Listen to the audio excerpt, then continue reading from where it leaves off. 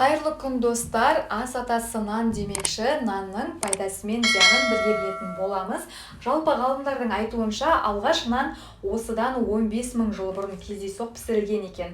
Содан қанша заман өтсе де нан әр уақытта адамдардың басты асы болған. Қазіргі жаңа зерттеулерге байланысты ғалымдар үйреншікті нанның ағзаға зиян қасиеттерін таба бастады. Сонымен нан пайдалы ма, зиян ба, қазір бірге білетін боламыз. Бұл тек қандай нан екеніне байланысты деген қорытынды жасады ғалымдар. Ақ нан әйелдерде жүрек тамыр ауруларының даму қаупін 2 есе жоғарылатады екен. Батон, багет сынды нандарда ағзаға сондай қажетті В тобының Е және ПП дәрумендері жоқ. Сондай-ақ обырдан қорғайтын селен де аз кездеседі. Пайдалы заттардың мұндай тапшылығы ақ нан пісіру барысындағы ұнның тартылу әдісіне байланысты. Күнделікті бірнеше тілім ақ нан жейтіндердің басқаларға қарағанда бүйрек обырына шалдығу қаупі көбірек. Бұған нан пісіруде қолданылатын ашытқы өз әсерін қосады. Ағзамызға түскеннен кейін ашытқы тез арада таралып жайылады. Ашытқы ағзаның табиғи микрофлорасын бұзып, бактериялардың дамуына көмектесе алады. Әр тілім ақ нан жеген сайын сіз бауыр, асқазан, ас қорыту жүйесіне зақым тигізе аласыз. Алайда нансыз ас жеу мүмкін емес, сондықтан нанның дұрыс түрін таңдаңыз. Ең пайдалы нан бұталы дәндерден пісірілгені. Осындай нан ағзаға зиян әкелмейді, пайдасы да аз емес. Бұталы бидай, қара бидай дәндері ағзаны обыр мен сусамыр ауруларынан сақтайды. Бидайдың кебегі бұрын өндірістің қалдығы болса, қазіргі кебек наны өте пайдалы саналады. Ол В және Е топтарының дәрумендері мен микроэлементтерге өте бай. Сонымен нанның пайдалы немесе зиян екені оның түріне, ұнның өңделу әдісіне байланысты екен.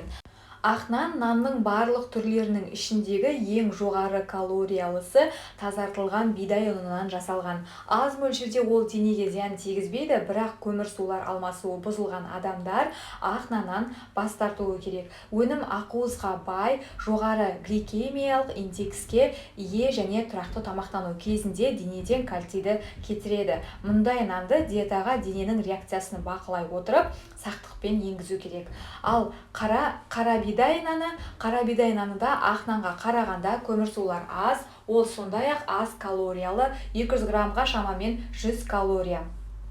Қара бидай наны талшықтарға, микроэлементтерге және витаминдерге бай. Ағза үшін ең маңызды амин қышқылдарының бірі лизин, оның құрамында көп мөлшерде болады. Құрамы мен ағзаға пайдасы жағынан бұл нан ақ нанға қарағанда жақсырақ. Оның құрамында кальций, магний және темір әлдеқайда көп. Оны балалардың, қарттардың, тіпті қан диабетімен ауыратындардың диетасына да қосуға болады. Қара нанның алуан түрі ретінде қоңыр нанның да ағзаға пайдасы бар. Ол қара бидай ұнынан дайындалады, кейде оған бидай қосылады. Қара нанның биологиялық құндылығы ақ наннан жоғары болғанымен сіңімділігі төмен. Қараңғы түс үшін қоңыр нанға бояғыштар қосылады. Бұл өнімнің әдемі көрінісі үшін ғана жасалады. Нанның пайдасы, нанның негізін адам диетасының құрамдас бөлігі болып табылатын көмірсулар құрайды. Олар ағзаға енбестен адам ағзасы қалыпты жұмыс істемейді. Өмірге қажетті энергияны әкелетін көмірсулар ақ нанның құрамында тұтас дәнді немесе қара бидай нанына қарағанда көмірсулар көп.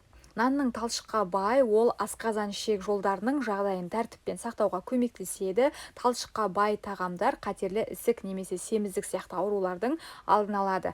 Көмірсулардан басқа нанның құрамында ақуыз да бар. Барлық ұлпалардан құрылыс құрамдас бөлігі нан ұнын жасау үшін қолданылатын дәндерде сіңімді ақуыз бар. Сұлы және де қара бидай ұнындағы ақуыздың көпшілігі.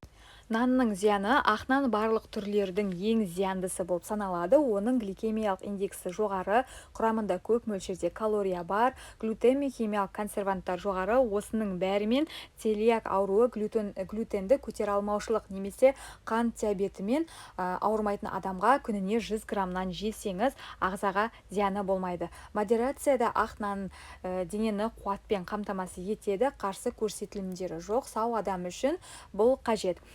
Асқазанның қышқылдығы жоғары аурулары бар адамдарға нанды жеуге болмайды. Бұл жағдайда пеште кептірілген нанды қолданған дұрыс. Қара бидай мен қара нан құрамы мен калориялығы жағынан ақ нанға қарағанда жақсырақ болғанымен, олардың кемшіліктері де бар. Өңештің қабынуы, панкреатит, молочница және де асқазан жарасы кезінде нанның бұл түрлерін жеуге болмайды. Қара нанды шаймен жеуге болмайды. Бұл ас қорытуды қиындатады.